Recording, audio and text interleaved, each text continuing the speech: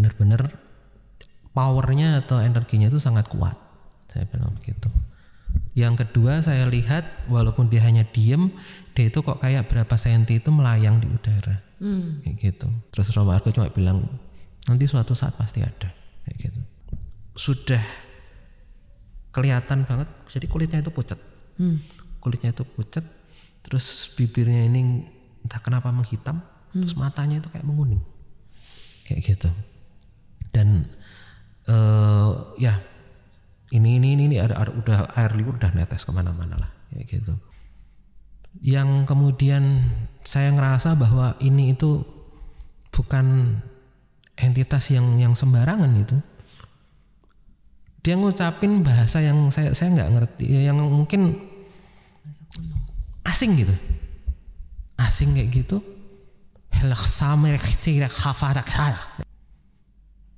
Dan suara yang ada di dalam gema itu ngomong bahwa pergi dari sini, urusin aja ibumu sebelum ibumu jadi pelacur di neraka. Orang yang dibilang kesurupan ini cuma diem, natap saya tajam, terus habis itu cuma senyum gitu. Takut aku Mas, jangan gitu.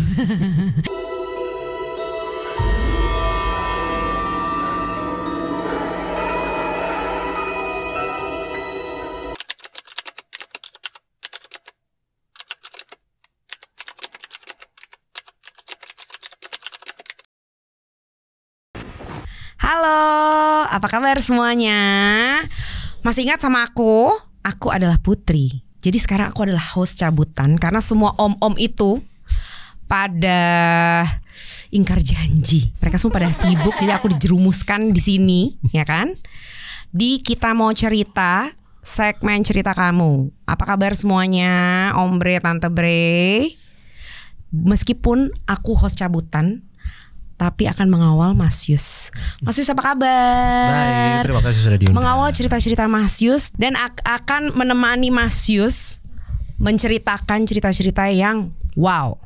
Tapi sebelumnya kita kenalan dulu nih Mas Yus. Mas Yus itu sebenarnya sehari-harinya tuh profesinya apa sih Mas? Sebenarnya kalau sehari-hari profesinya biasa, saya karyawan di sebuah perusahaan swasta. Oke. Tapi juga kadang-kadang nyambi jadi pengacara juga. Oh.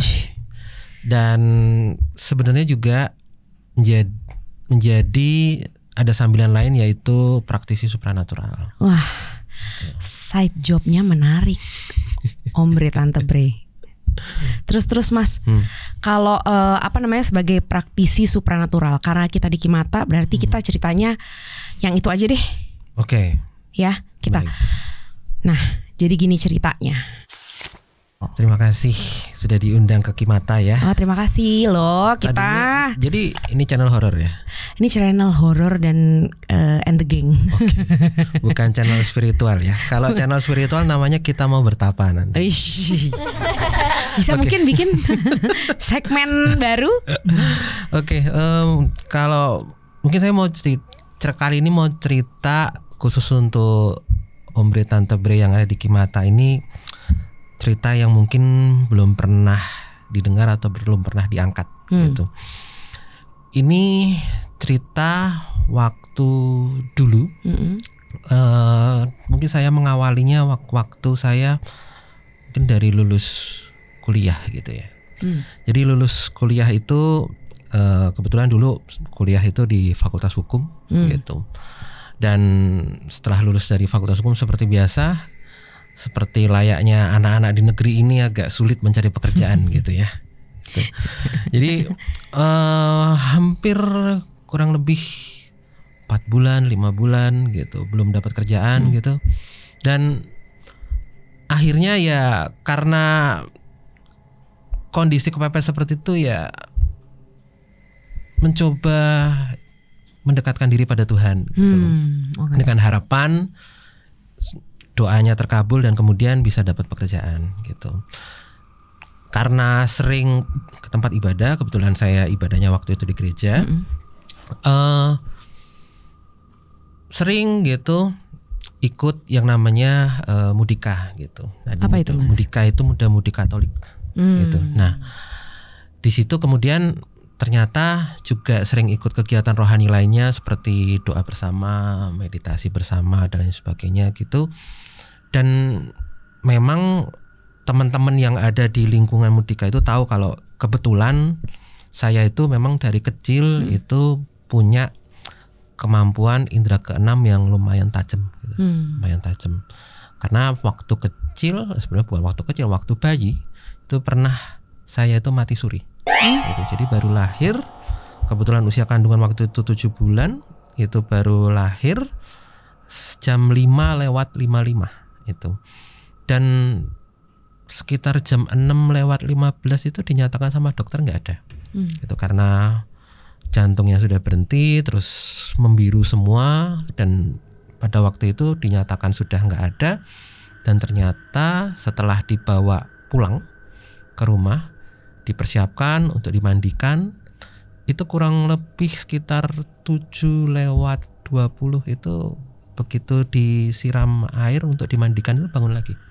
Jadi rentaknya gitu. Lumayan lama ya Mas? Lumayan lama gitu. Nah itu, nah kemudian kalau kata mbah saya itu penyebabnya kenapa saya jadi kayak lumayan sensitif melihat makhluk-makhluk yang tak kasat mata gitu.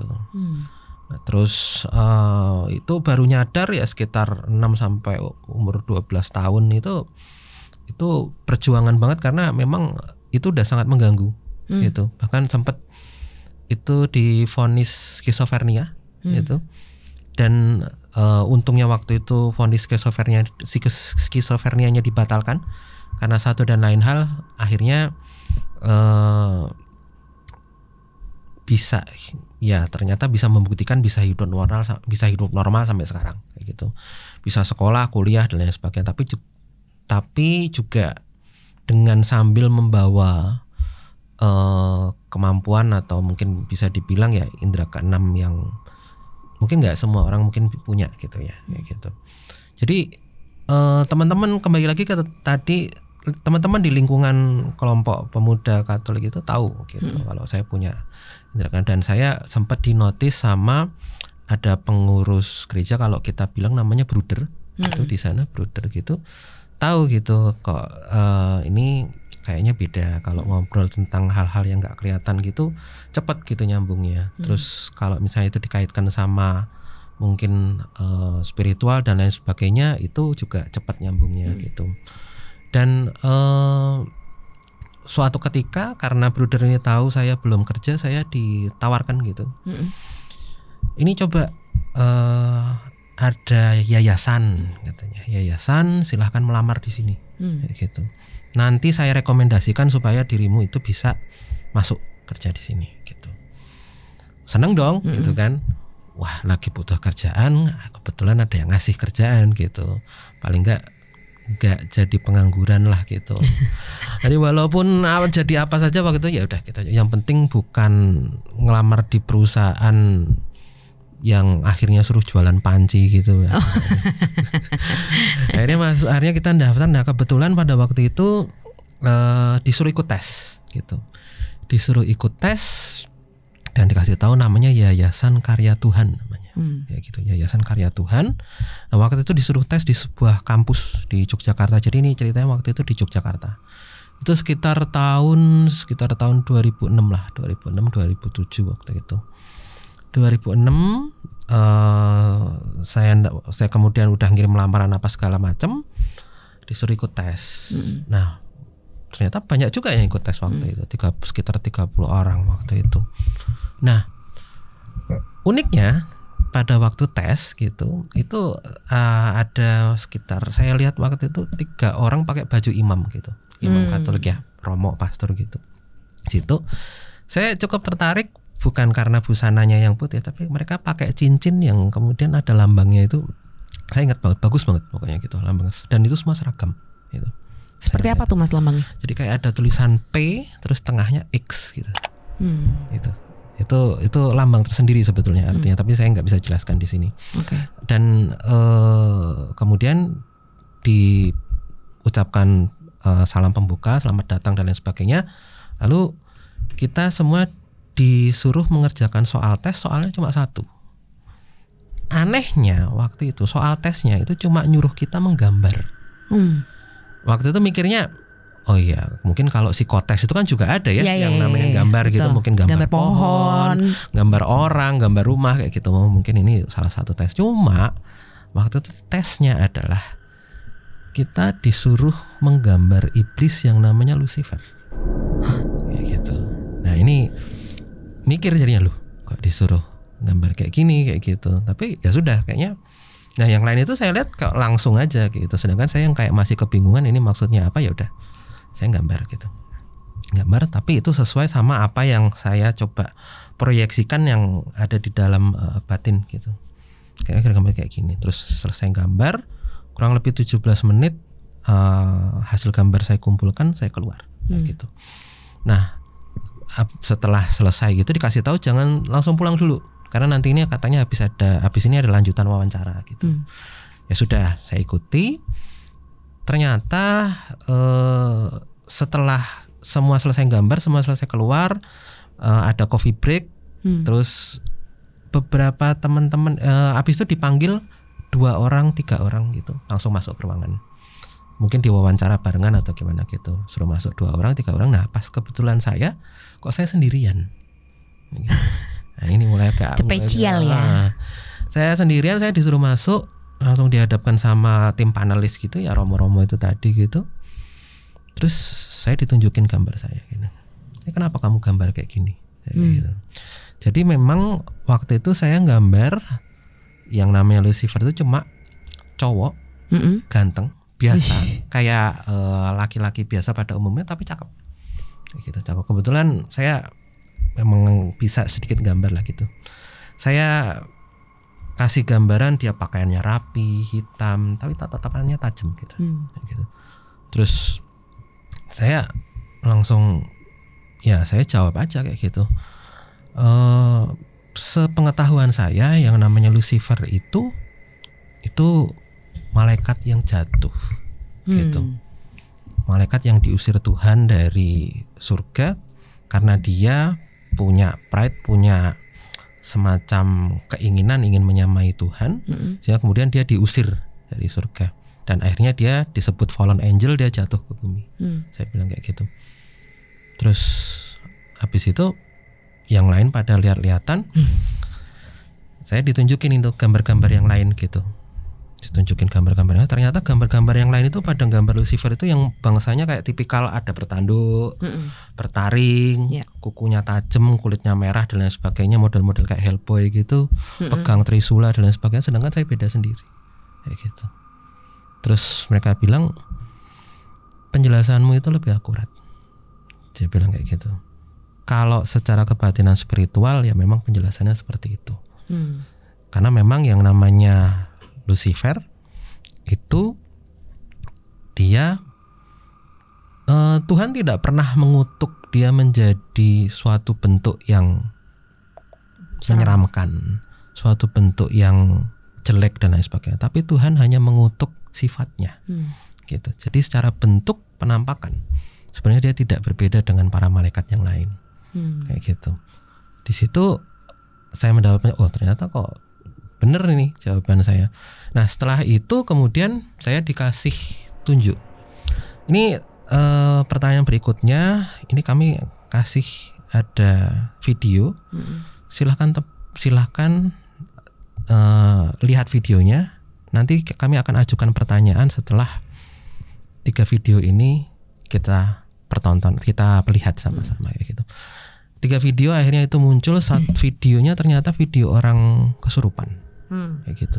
Video pertama kelihatan orang kesurupan kayak joget, kayak nari gitu ya? Kayak gitu. Terus matanya melotot gitu. Terus gerakannya sangat aktif. Terus di situ ada orang yang berusaha buat megangin, sama ada berusaha orang yang baca doa-doa kayak gitu. Itu video pertama. Video kedua saya lihat orang teriak-teriak. Teriak-teriak, terus juga histeris dan sebagainya, berusaha dipegangin. Tapi di situ kayak ada imam yang juga lagi membacakan doa kayak gitu. Nah yang ketiga ini saya cuma melihat videonya orang cuma lagi diem aja kayak gitu, tapi tatapannya itu kayak nusuk ke depan kayak gitu. Kayak nusuk ke depan, terus itu di sekitarnya banyak lalat. Di sekitarnya banyak lalat. Terus di depan dia itu ada romo atau pastor yang lagi bacain doa kayak gitu, pakai kalau yang saya nggak salah ingat waktu itu doa malaikat Mikael. Tapi orang yang kesurupan ini yang cuma natap tajam kayak gitu aja, ngomong itu pakai bahasa lain gitu. Jadi kayak gitu. Terus habis itu videonya dimatikan. Saya ditanya, coba dari 3 video ini mana menurut kamu yang benar-benar otentik, asli, itu video kerasukan setan kayak gitu. Terus saya coba lihat, ini kok tesnya kayak gini kayak gitu. Akhirnya waktu itu saya coba nebak aja apa yang ada dalam pikiran saya aja, saya keluarin. Video 1 kayaknya enggak kayak gitu. Itu lebih kepada kayak dia hanya cari perhatian. Saya bilang kayak gitu. Video kedua itu lebih karena masalah kejiwaan, karena kelihatannya kalau dari sorot matanya itu orang depresi. Saya bilang kayak gitu. Yang saya yakin itu video nomor 3. Saya bilang kayak gitu. Kenapa kok video nomor 3 mereka kayak gitu? Karena yang saya lihat di video itu, Romo itu membaca doa malaikat Mikael, tapi yang kerasukan ini malah niruin doa itu tapi dengan bahasa Latin. Seharusnya kalau seorang imam membacakan doa seperti ini di depan orang kesurupan atau orang kerasukan, harusnya orang ini sadar. Tapi kalau ternyata doa itu malah ditirukan atau malah kemudian di copy, diucapkan secara verbal lagi dengan bahasa Latin, ini berarti yang merasuki bukan main-main. Ini berarti yang dirasuki, ini berarti yang merasuki ini benar-benar powernya atau energinya itu sangat kuat. Saya bilang begitu. Yang kedua, saya lihat walaupun dia hanya diem, dia itu kok kayak berapa senti itu melayang di udara, kayak gitu. Dan yang ketiga, yang saya yakin itu benar-benar kerasukan iblis dengan power yang sangat kuat. Saya cuma ngelihat di video itu ada lalat. Tapi lalat itu kalau misalnya ngerubungin orang yang kesurupan itu biasa. Tapi lalat ini kok saya lihat malah ngerubungin pastor sama ada 2 orang tuanya yang ada di situ. Dan saya lihat ada lalat yang ketika hinggap masuk ke kuping orang tua atau pastornya kok kayaknya nggak sadar, nggak ngerasa. Ini sepertinya memang bukan makhluk biasa yang merasuki. Saya bilang kayak gitu. Akhirnya mereka cuma lihat-lihatan dan mereka akhirnya konfirmasi, ya jawabanmu benar. Yang nomor 3 itu video asli kayak gitu, tentang orang kerasukan iblis gitu.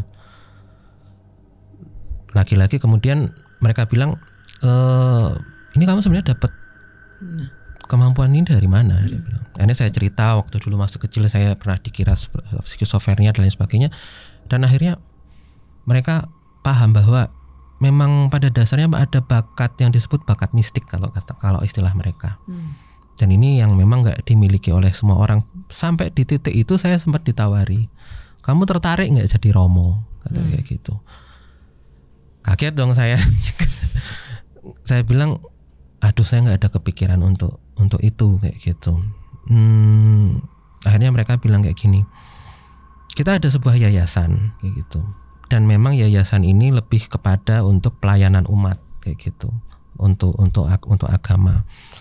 Dan biasanya yayasan ini jadi rujukan untuk permasalahan-permasalahan umat sebelum kemudian permasalahan-permasalahan itu nanti di handle atau kemudian ditangani oleh gereja gitu.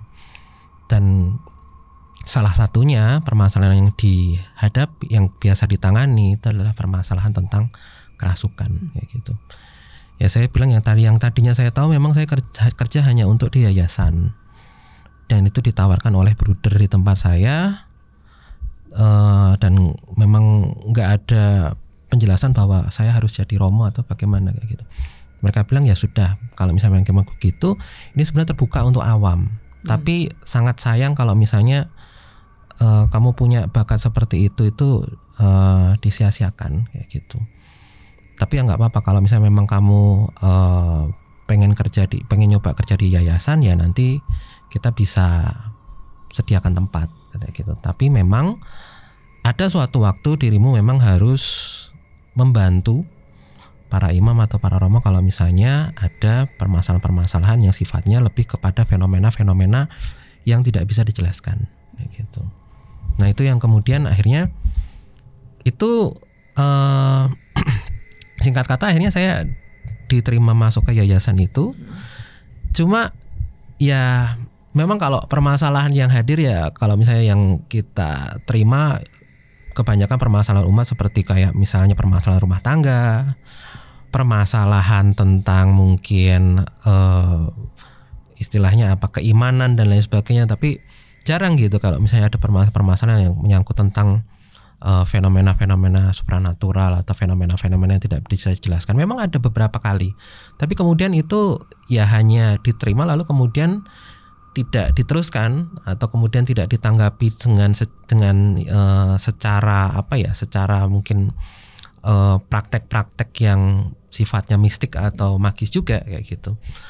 Karena kadang-kadang ketika misalnya nih ada laporan tentang kesurupan dan lain sebagainya kayak gitu, pasti dimintakan kelengkapan data seperti kajian untuk pemeriksaan gangguan kejiwaan atau pemeriksaan psikologi atau kemudian terkait dengan pemeriksaan yang sifatnya lebih psikologis klinis lah kayak gitu. Medis dulu ya gitu. Tapi ternyata pun kayak gitu itu semua sudah dilengkapi ya, kemudian nggak ada follow up yang atau kemudian tidak ada tindak lanjut yang sifatnya lebih pada tindakan apa ya, pengusiran, eksorsis dan lain sebagainya kayak gitu.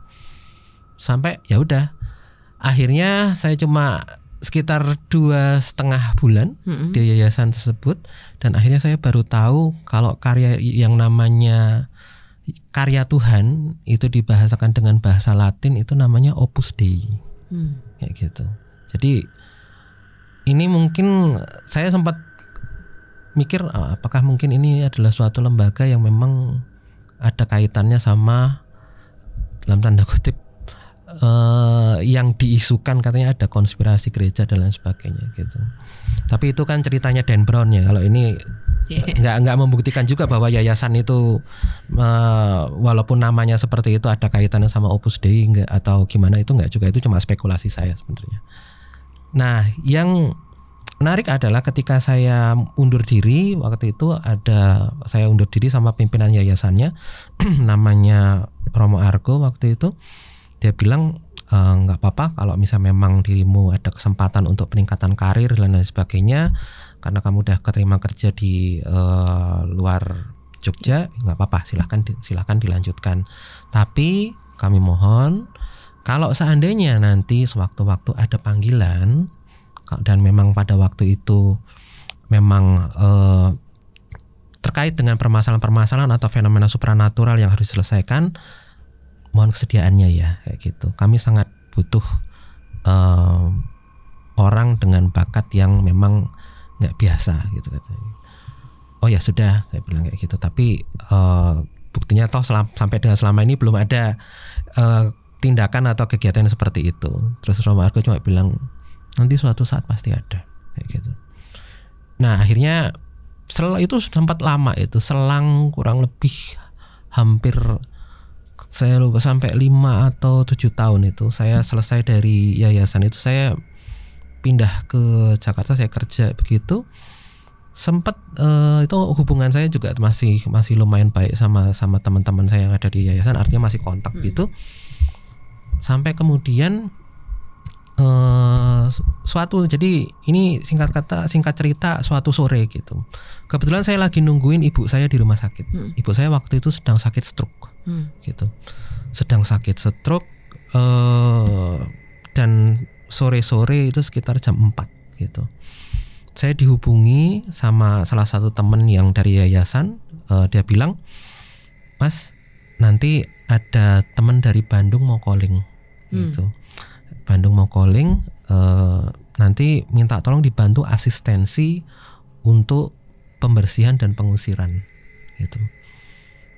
Saya mikir, wah kok udah lama ini, udah 7 tahun lewat kok baru dimintai tolong sekarang kayak gitu. Tapi ya udahlah, kita coba bantuan. Aku kebetulan waktu itu saya dihubungi sama salah satu imam juga di Bandung, namanya Romo Bayu waktu itu. Romo Bayu hubungi saya, Mas, saya minta dibantu asistensi untuk ada pengusiran dan pembersihan seseorang yang tinggal di Bandung kayak gitu. Saya bilang, oh ya sudah, nanti saya coba berangkat gitu jam 4. Saya mikir sampai sana ya pasti malam gitu. Ya, tapi ya sudah, kalau misalnya saya niat untuk membantu, ya sudah saya bantu. Saya jelaskan sedikit kenapa kadang-kadang untuk dalam proses seperti itu butuh bantuan dari orang yang peka secara intuisi dan peka secara indera keenam, karena kadang-kadang nggak semua romo pastor itu bisa atau punya kemampuan untuk melihat. Jadi mereka butuh memastikan apakah ini sudah bersih atau benar-benar clear kayak gitu dari orang yang memang bisa punya intuisi atau punya kemampuan untuk melihat itu. Nah, akhirnya saya pamit sama papa saya yang waktu itu gantian buat jaga mama saya. Saya bilang saya ada kerjaan di Bandung, saya mau bantu seorang teman gitu, karena mau bantu buat doa. Waktu itu saya bilang kayak gitu. Saya job memanggil. Akhirnya saya bilang ya sudah, papa saya kemudian ya udah nggak apa-apa, gantian aja kayak gitu, gantian. Nah, kebetulan waktu itu saya sudah nikah, punya istri dan punya anak. Saya waktu itu langsung berangkat ke Bandung. Nah, ini yang saya heran. Memang kalau dari waktu dulu di yayasan kita itu juga dikasih kayak semacam pengetahuan, pemahaman tentang entitas ini kayak gitu loh. Jadi entitas yang kita hadapi itu mereka punya power yang begitu besar, mereka punya daya yang begitu besar, dan tidak bisa disamakan dengan makhluk-makhluk supranatural seperti mungkin hantu, arwah, setan, siluman dan lain sebagainya itu, karena mereka sudah ada sebelum yang namanya ruang dan waktu itu tercipta. Kayak gitu. Mereka sudah jahat, mereka sudah menjadi suatu energi yang negatif bahkan sebelum penciptaan itu dimulai. Sehingga itu yang membuat mereka tidak terikat lagi pada ruang dan waktu dan punya daya atau power begitu besar. Dan karena mereka punya daya atau power yang begitu besar, itulah kenapa kemudian entitas ini atau sosok ini tidak dimungkinkan untuk dimaafkan, tidak dimungkinkan untuk bertobat. Karena pada dasarnya yang namanya pertobatan itu adalah suatu konsekuensi sebab akibat yang hanya mungkin ketika ruang dan waktu itu tercipta. Sedangkan pada waktu saat mereka tercipta, ruang dan waktu itu belum ada. Jadi itu adalah sesuatu yang dianggap selamanya. Sesuatu yang dianggap sebagai eternity atau sesuatu yang menempel pada mereka secara abadi. Gitu. Jadi kalau kemudian ada cerita-cerita tentang iblis yang bertobat, demon yang bertobat, itu mungkin perlu untuk diluruskan pemahamannya gitu. Nah, akhirnya yang memang harus diketahui bahwa untuk menghadapi makhluk seperti ini itu pada dasarnya kita nggak boleh kalah sama makhluk ini, baik secara mental maupun pikiran. Karena ini bukan hanya seperti yang sering diceritakan entah itu di channel-channel lain, di podcast-podcast lain yang mungkin segitu gampang menyebut namanya, sebegitu gampang kemudian melukiskan bahwa ini itu makhluk apa dan sebagainya, nggak seperti itu. Ini adalah sesuatu yang saya alami sendiri. Jadi begitu saya berangkat ke Bandung, saya benar-benar sudah memastikan itu. Jadi bayangkan HP saya itu berangkat itu full. Walaupun nggak full banget lah, 88% baterainya itu. 88% saya berangkat ke Bandung. Seharusnya kalaupun dalam perjalanan yang mungkin sampai Bandung itu ya seharusnya masih tersisa paling nggak separuhnya lah. Ini kemudian tiba-tiba itu mendadak drop jadi hanya 5%. Langsung lobet. Langsung lobet. Dan itu bertepatan ketika saya nyampe di Bandung. Pada waktu itu udah sampai malam hari lah, kurang lebih jam 10-an gitu. Jam 10-an nyampe di sana. Dan yang kemudian terjadi adalah pada waktu itu entah kenapa kok error. Jadi saya mau menghubungi Romo Bayu yang tadi hubungi saya itu nggak bisa. Saya mau pesen ojol atau mungkin untuk kendaraan untuk saya pergi itu nggak bisa, kayak gitu.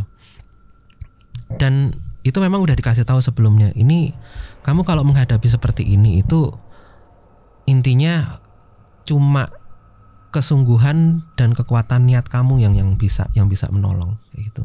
Dan jangan mundur. Kamu harus maju terus, kayak gitu.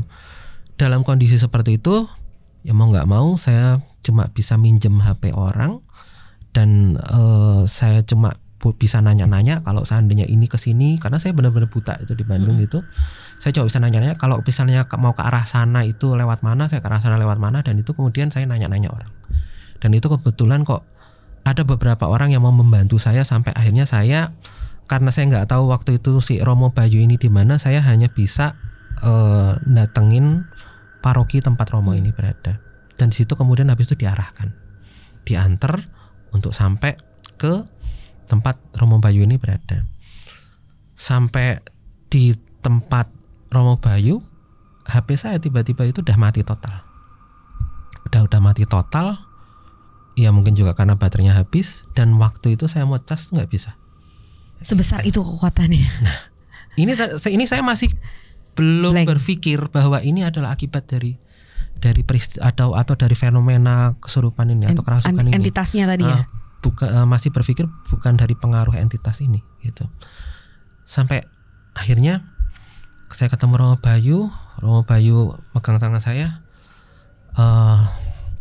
Tuhan berkati kamu, katanya kayak gitu. Kamu mau istirahat dulu atau gimana? Nggak usah Romo, kita langsung aja kayak gitu. Terus mending kamu lihat dulu ke dalam, dia bilang kayak gitu. Waktu saya lihat ke dalam, jujur aja saya cenderung sebetulnya kalau ngelihat orang kesurupan, kalau orang kesurupan itu orang yang kayak histeris, yang kayak teriak-teriak, yang kayak kemudian gerakannya itu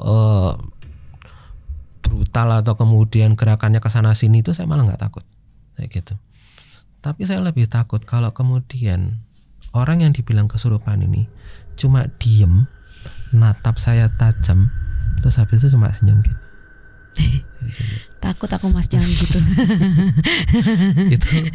Itu pun saya jujur pertama kali lihat langsung dep kayak gitu. Ini kok saya jadi ingat waktu ngeliat video yang ada di tes sama Romo itu kayak gitu. Dia nggak aktif, dia nggak yang kemudian histeris teriak atau apapun, enggak. Dia cuma diam aja.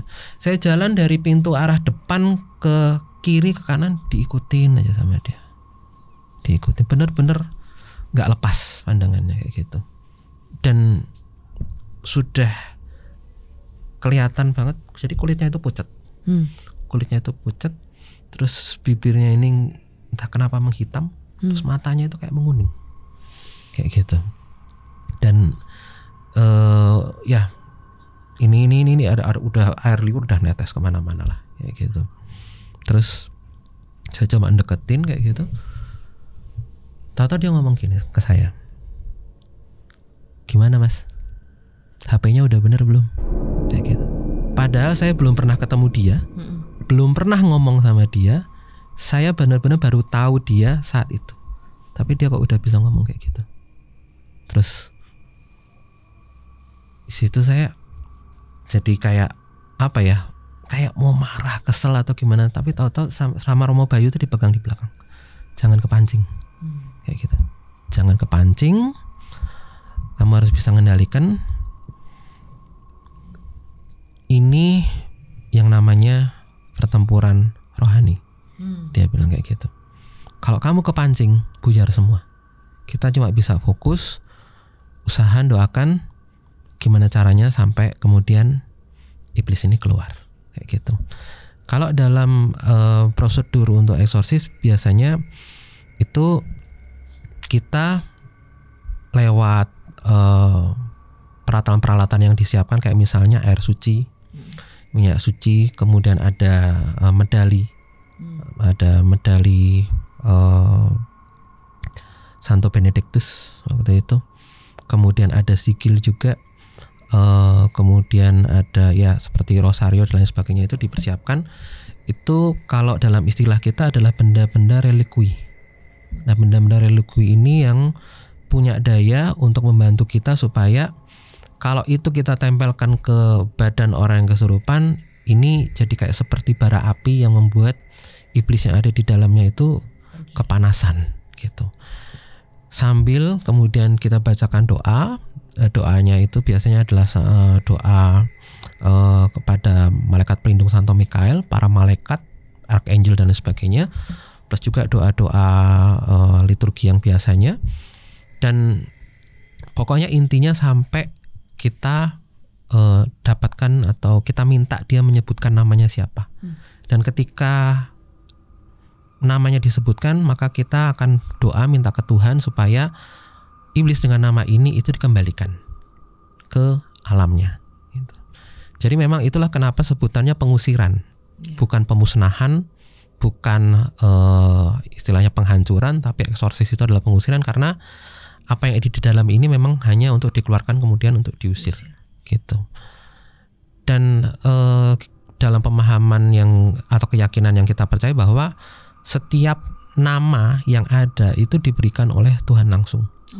Sehingga memang ketika kita dapatkan nama itu, maka nama itu di dalam genggaman kuasa Tuhan, dan kemudian Tuhan yang punya kuasa untuk memerintahkannya atau mengusirnya, seperti itu. Nah, ini setelah semua persiapan dilakukan sampai ke inti prosesi yang kemudian dilakukan oleh Romo ini, itu memang nggak seperti yang mungkin sering diperlihatkan di TikTok atau di YouTube, itu enggak. Itu benar-benar kita kayak dipancing kayak gitu. Kayak misalnya begini. Ini biasanya yang sering-sering yang diucapkan sama entitas yang merasuki itu kayak gitu. Ngapain kamu doain aku kayak gitu? Kamu doa aja nggak becus kayak gitu. Doamu salah kayak gitu. Aku bisa doa lebih baik dari kamu. Untuk merusak fokus ya. Betul, itu merusak fokus. Dan dia kemudian membalas doa itu dengan bahasa Latin. Bahkan ada yang dalam hal ini kadang-kadang membalas dengan bukan bahasa Latin lagi, tapi bahasa Aramik. Jadi bahasa Ibrani, bahasa Aramik, jadi bahasa-bahasa kuno yang memang itu hanya ada pada waktu zamannya Kristus gitu. Nah, itu yang kemudian sering dilakukan untuk merusak fokus. Kadang-kadang kayak dia melontarkan ayat-ayat kayak gitu yang kita harus tahu itu konteksnya apa, counternya apa, sehingga kita nggak kalah dari dia gitu.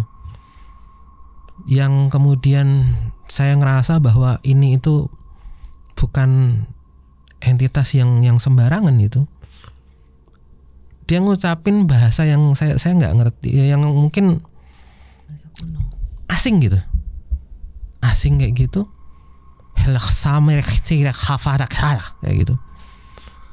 Tapi ketika itu saya dengar, itu kayak ada gema gitu di pendengaran saya.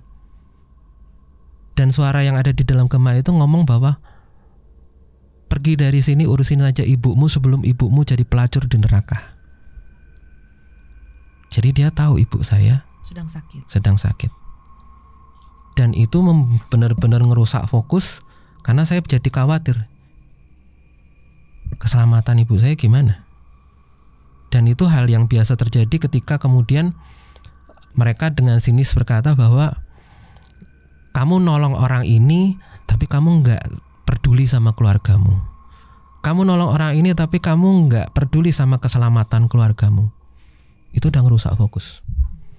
Dan kalau misalnya udah seperti itu, biasanya itu kita mau nggak mau kita jeda,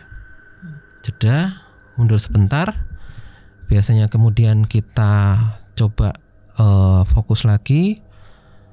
ada liturgi, kalau misalnya kita sela dengan liturgi pertobatan, kita sela dengan liturgi pertobatan, habis itu baru masuk lagi kayak gitu.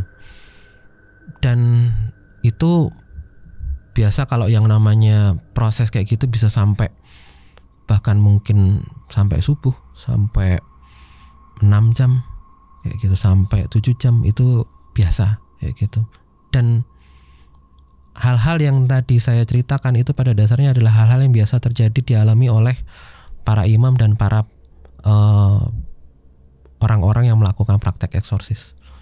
Jadi benar-benar diteror sedemikian rupa. Bahkan pada saat coba untuk melakukan prosesi, tahu-tahu entah dari mana kok kayak ada aja, entah itu lalat, entah itu kelabang, entah itu mungkin kaki 1000 dan lain sebagainya, entah muncul dari mana-mana. Wah, ada kaki 1000. Kayak gitu. Tadi banyak lagi kaki 1000 di depan. Kayak gitu, dan itu kayak terkonsentrasi di satu tempat gitu. Cuma di sekitar situ gitu. Terus juga belum lagi kayak kemudian tiba-tiba nih yang ini biasa ini. Jadi tiba-tiba kok kelihatannya yang merasuk ini keluar. Tubuh yang kerasukan ini melemes, tapi kok kita ngerasa kok, terutama saya ya, ini baunya masih ada kayak gitu. Jadi nggak kelihatan Mas? Nggak kelihatan, tapi baunya masih ada. Jadi kadang-kadang kepekaan itu nggak cuma penglihatan, nggak cuma pendengaran, tapi kadang-kadang di penciuman. Maaf, baunya gitu. Bau apa tuh Mas? Aku nyiumnya itu bayangin kayak bau tengi campur bau gosong. Kayak gitu. Itu kayak aroma apa ini kayak gini. Itu kayak nempel terus di sini, nggak bisa hilang. Sampai aku bilang tunggu dulu. Belum kayak gitu. Nah kalau saya bilang belum kayak gitu, Romo masih lanjut doa lagi. Dan ternyata benar, kemudian kayak berusaha berontak keluar lagi kayak gitu. Malah kadang-kadang air liur orang yang kerasukan itu keluar campur belatung. Dari sini. Jadi kayak keluar kayak muntahan terus keluar kayak belatung kayak gini. Nah itu nggak tahu entah dari mana. Dan model kayak gini itu nggak mungkin kemudian hanya dirasuki oleh entitas biasa yang kayak mungkin sebangsa siluman atau lain sebagainya, itu nggak mungkin. Ini powernya jauh lebih gede daripada itu. Sampai akhirnya dalam satu prosesi yang cukup klimas, kita udah tahu ini apa istilahnya, dari segi pertarungan panjang ini dia titik lemahnya itu di setelah berapa, di jam keberapa kayak gitu. Dari situ kita hajar lagi pakai doa, bahkan mungkin kita mohon maaf dicekoki pakai air suci itu, sampai akhirnya sambil bagian sini itu ditekan pakai rosario itu. Itu baru keluar namanya akhirnya kesebut waktu itu namanya Astaroth kayak gitu. Nah dari jenis iblis yang sudah merasuki ini, kadang-kadang kita bisa tahu ini sebetulnya sumbernya awalnya permasalahan dari mana. Iblis yang namanya Astaroth ini biasanya berhubungan sama relationship, biasanya berhubungan sama asmara, percintaan kayak gitu. Dan habis itu ternyata setelah disebutkan nama itu kita kunci, masukkan dengan sebuah doa liturgi, lalu kemudian kita lakukan prosesi eksorsis, akhirnya keluar, dan itu akhirnya benar-benar clear kayak gitu. Lemes, kulitnya yang tadinya pucat jadi memerah lagi, mata yang tadinya kuning itu jadi putih, terus wajahnya juga berubah jadi kayak wajah manusia normal, segar lagi di situ. Nah, saya coba memastikan mulai dari bau penciuman bahkan sampai pendengaran, saya pastikan sudah tidak ada kayak gitu. Begitu selesai melemas, terus akhirnya kita coba gali.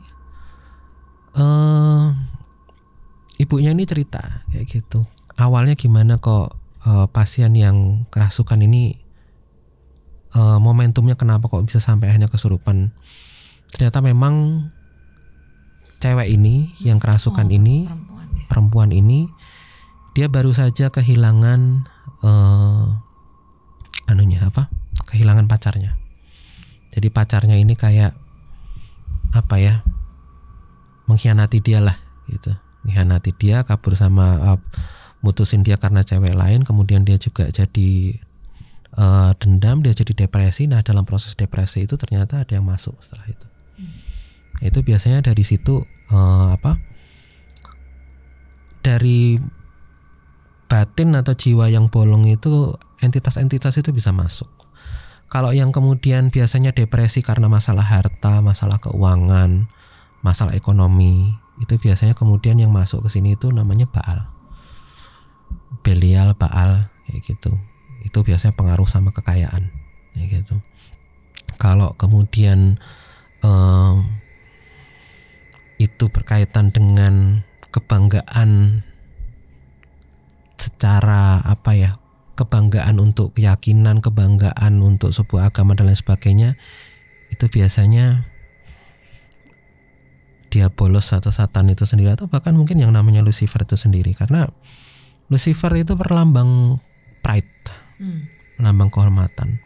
Sedangkan ketika orang itu memeluk sebuah keyakinan agama, ada kebanggaan di situ. Bangga sebagai misalnya pemeluk agama A, bangga sebagai umat agama A, bangga karena dia disebut orang terpilih dan lain sebagainya. Nah, justru yang banyak mengalami kerasukan itu justru malah dari keluarga yang cara keyakinan atau cara keagamaan kuat malah.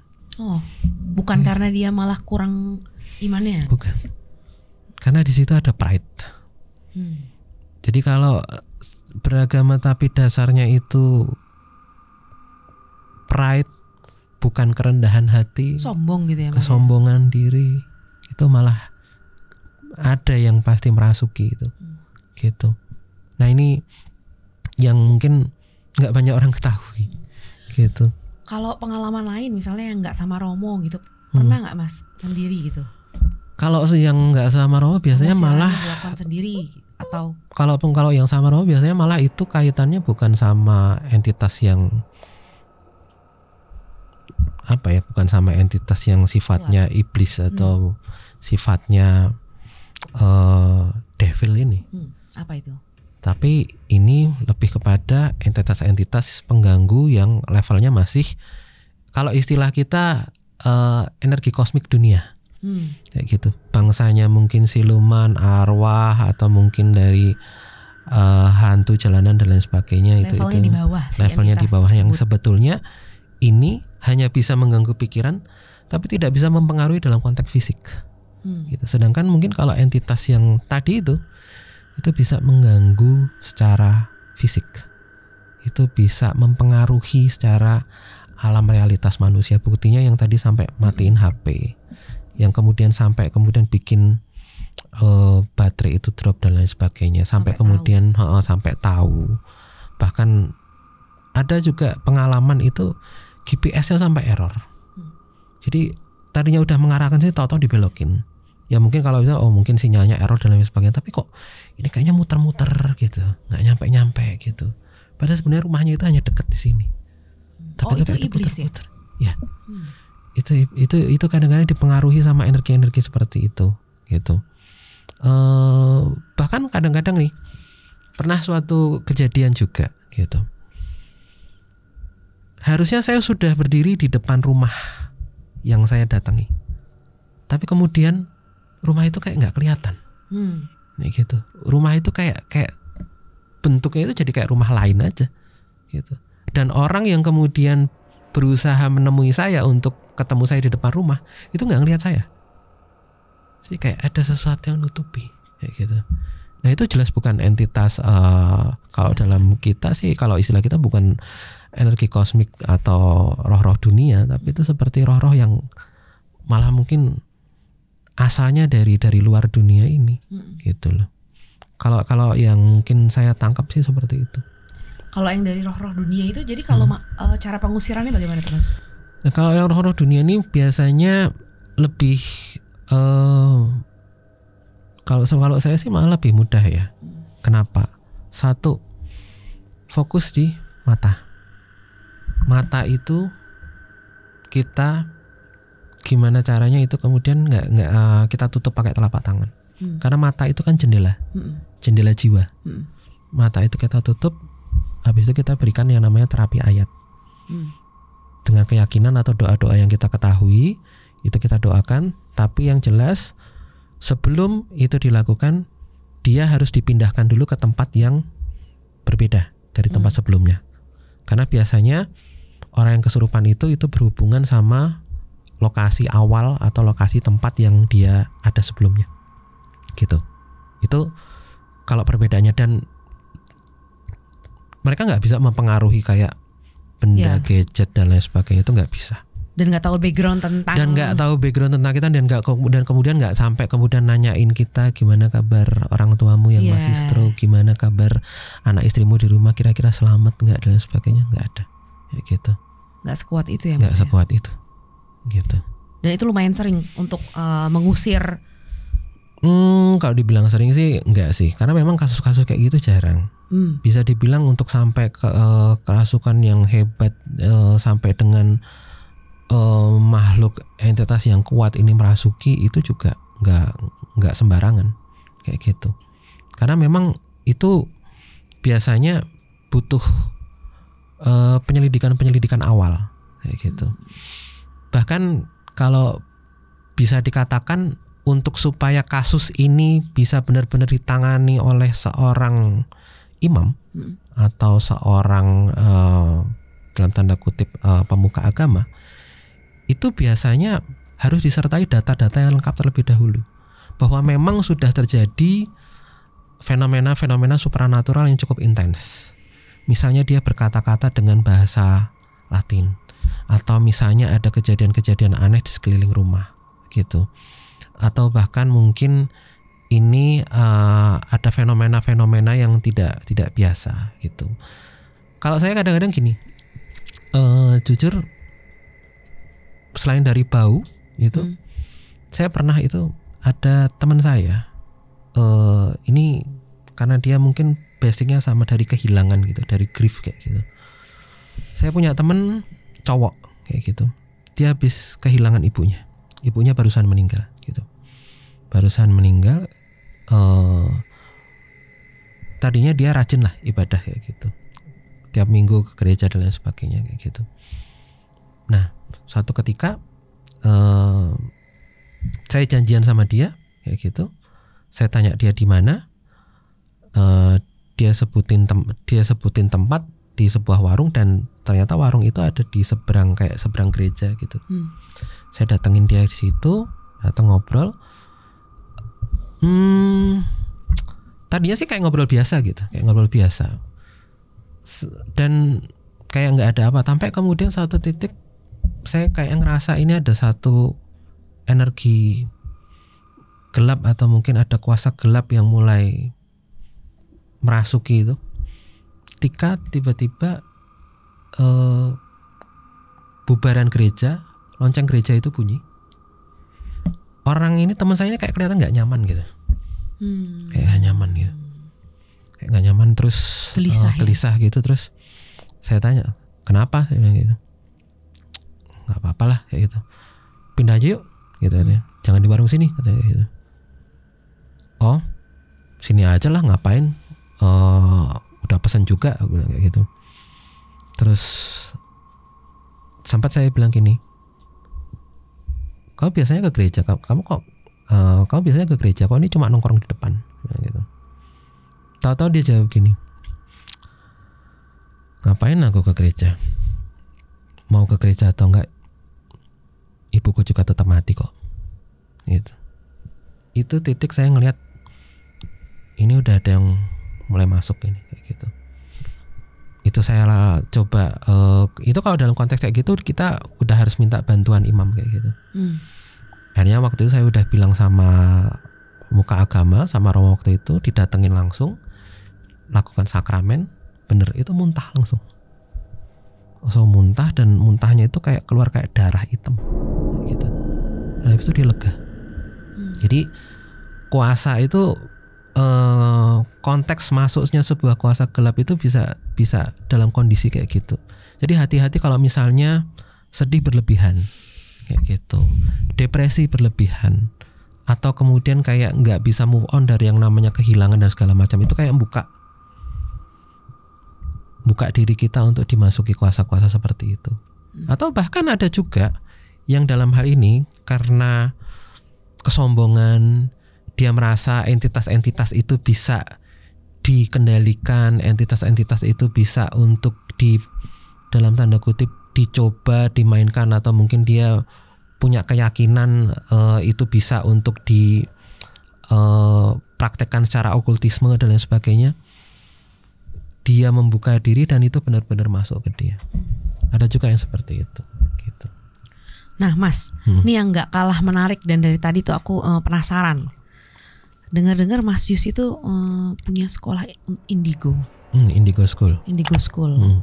Bolehkah dijelaskan? Jadi sebenarnya Indigo School itu wadah kita, sama ada saya sama beberapa teman saya itu pengen ada untuk berbagi tentang pengetahuan dan pemahaman terkait supranatural dan spiritual itu yang benar seperti apa. Kayak gitu. Kayak misalnya cerita yang saya ceritakan. Mungkin kalau orang-orang secara mainstream sudah cukup familiar lah dengan nama-nama yang tadi saya sebutkan. Tapi kalau untuk peristiwa, pengalaman, atau bagaimana sebenarnya praktek untuk pembersihan, pengusiran dan sebagainya, mungkin belum banyak yang tahu. Dan justru malah kalau misalnya mereka tidak punya pemahaman seperti itu, kayak mereka menganggap remeh, mereka menganggap gampang, dan mereka kemudian malah terjebak pada pemahaman yang keliru, itu jadinya malah merugikan orang.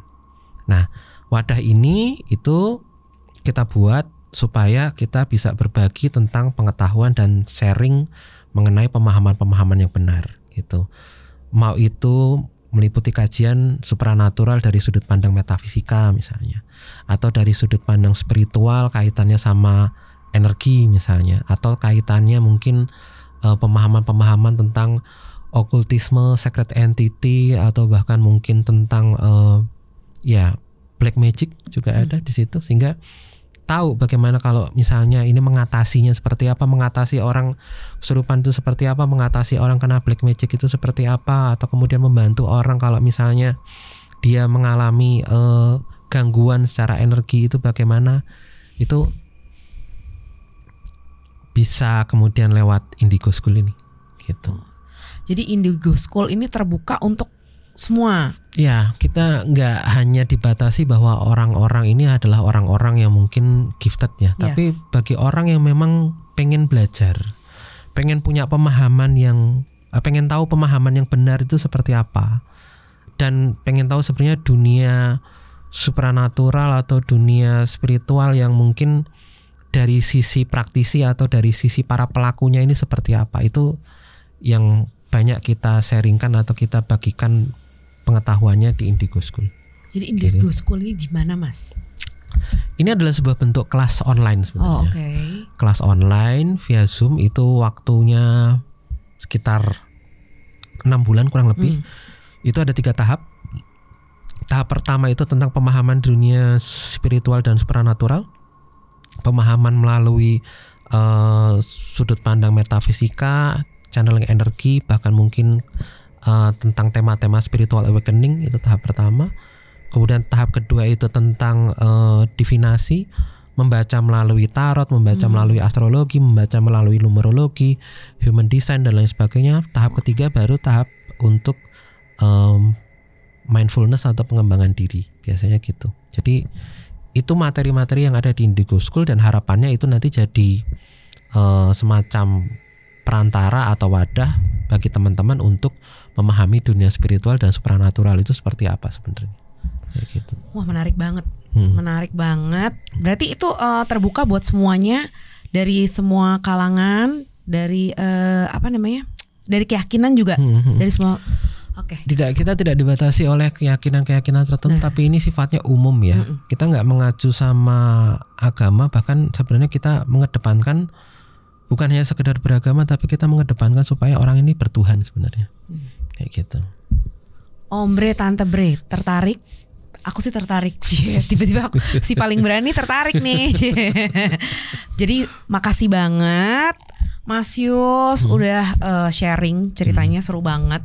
Karena pengusiran itu tidak seperti yang di film-film ya. Jadi nggak cuman di film-film yang biasa kalian tonton, ternyata ya pada saat prosesnya Mas Yus sebagai praktisi itu tantangannya sebegitu besarnya ya. Iya, betul. Jadi bukan yang cuma kayak didoain terus sampai yang bergumulnya gimana gitu. Padahal dia tuh memainkan pikiran ternyata. Memainkan pikiran, memainkan proses, bahkan pada saat sebelum datang pun itu sudah dipengaruhi.